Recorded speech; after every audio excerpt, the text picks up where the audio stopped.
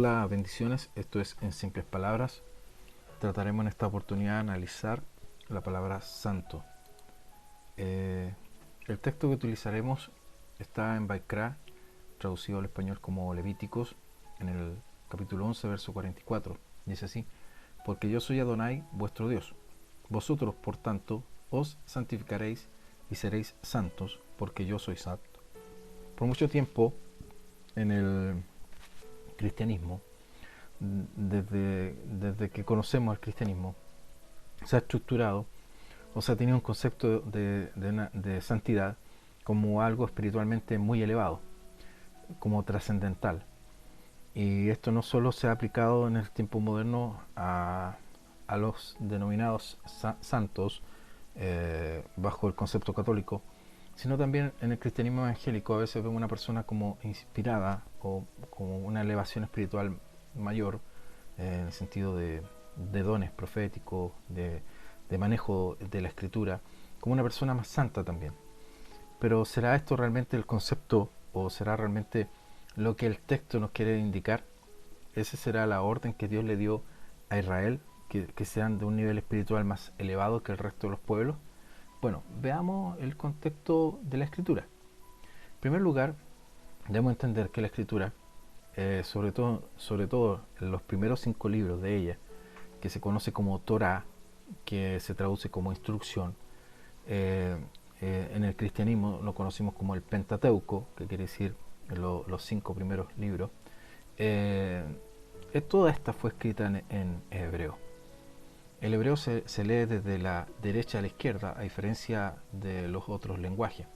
Entonces tiene muchas diferencias al resto, y obviamente las equivocaciones en cuanto a la traducción no han producido hasta el día de hoy muchas malas interpretaciones, y obviamente esas malas interpretaciones han originado diversos estilos de culto, de comprensión y de seguimiento a Dios, pero a veces todas ellas muy alejadas de lo que realmente corresponde.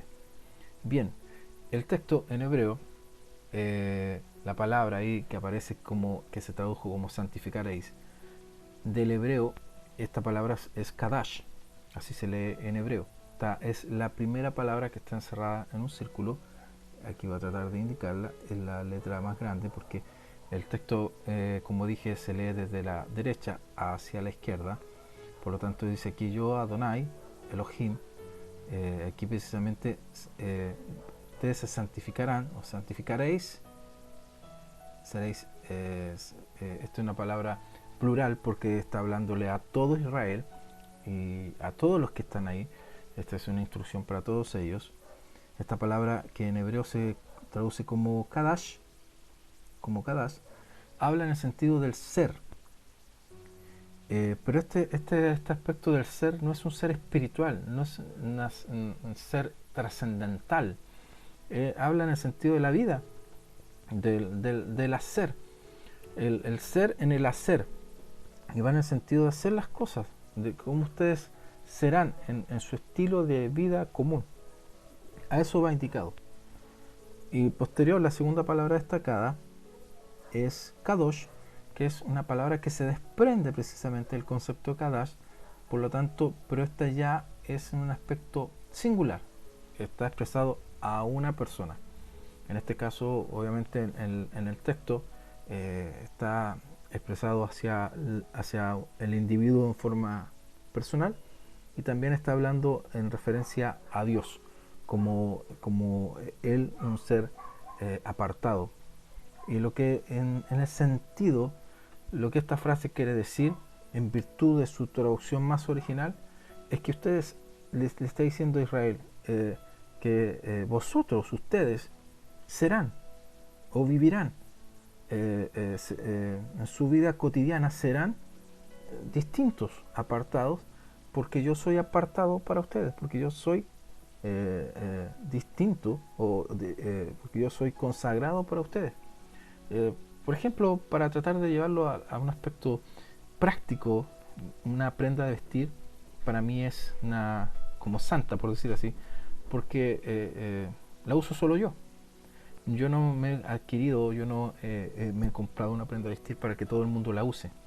la compré y es mi prenda de vestir. Por lo tanto, esa prenda es, en un sentido práctico, es Kadash, es Kadosh, por decirlo así, es santa, porque la uso yo, está consagrada para mí. Y eso es en el sentido práctico de lo que aquí se está tratando de decir. Pero si indagamos más, para poder tener una buena exégesis, un buen análisis de lo que en ciertos párrafos se quiere dar a entender, es importante que analicemos todo el contexto. El capítulo 11 es un capítulo que va orientado a las leyes dietéticas o alimentarias que el pueblo de Israel debía obedecer. En sentido práctico, Dios le está diciendo, mire, ustedes comerán esto, pero esto no. Esto es lo que ustedes, de esto de ustedes se pueden alimentar, pero esto otro no. Y eso va en el sentido práctico de la vida, en la existencia del ser humano, de cómo ellos debían vivir y de qué se debían alimentar. En ningún caso en un aspecto espiritual o trascendente, elevado, por decir así, que como hoy hemos entendido lo que realmente significa ser santo. Por lo tanto, en el sentido práctico de lo que el capítulo habla, lo que él está diciendo, ustedes deben ser santos en su forma práctica de vida, en la forma como ustedes deben vivir o las cosas que deben hacer, en virtud de lo que yo ahora les estoy indicando, en virtud de lo que yo ahora les estoy enseñando lo que deben hacer. Entonces, por ejemplo, en el Nuevo Testamento, el Nuevo Pacto, o Brit Hadashah en hebreo, Pedro precisamente trae en una de sus cartas este texto, y esto está registrado en el capítulo primero de Primera de Pedro, entre el verso 15 y 16, cuando dice, sino según el que os llamó es santo, o sea, es apartado, consagrado. Sed también vosotros apartados o consagrados en toda vuestra manera de vivir, o sea, en toda vuestra manera práctica de hacer las cosas. No les está diciendo a ustedes en el sentido elevado espiritual, sino en toda tu manera de ser y de vivir y de comportarte. Y aquí precisamente Pedro toma el texto de Levítico y dice, ser santos porque yo soy santo. ¿A quién les habla Pedro? Esto está obviamente especificado en el primer verso. Dice, Pedro, un apóstol de Yeshua el Mesías, a mí me gusta llamar, ustedes quizás lo conocieron como Jesús por mucho tiempo, yo igual, pero hoy en día que he conocido su nombre, que es Yeshua en hebreo, me gusta más llamarlo por su nombre.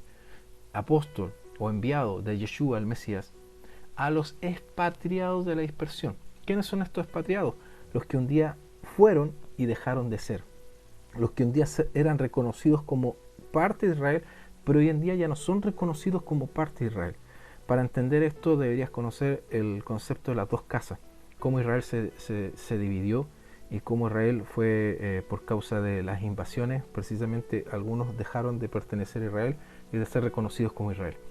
No vamos a entrar en ese tema, eso será para otro video. Después en el verso 14 dice, como hijos obedientes. Es importante entender esto.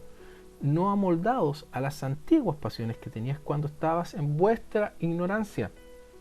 Entonces, ¿a qué se está refiriendo Pedro?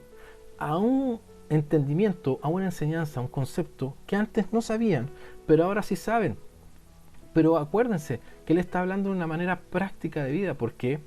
Porque recordemos que el capítulo 11 está hablando en un sentido práctico de leyes alimentarias. ¿Y qué es lo que pasaba con estas personas que eran expatriadas? Se mezclaron entre medio de las demás naciones, adoptaron conductas y formas y un estilo de vida conforme a las demás naciones. Entonces Pedro ahora le dice, ustedes ya no pueden vivir como antes lo hacían.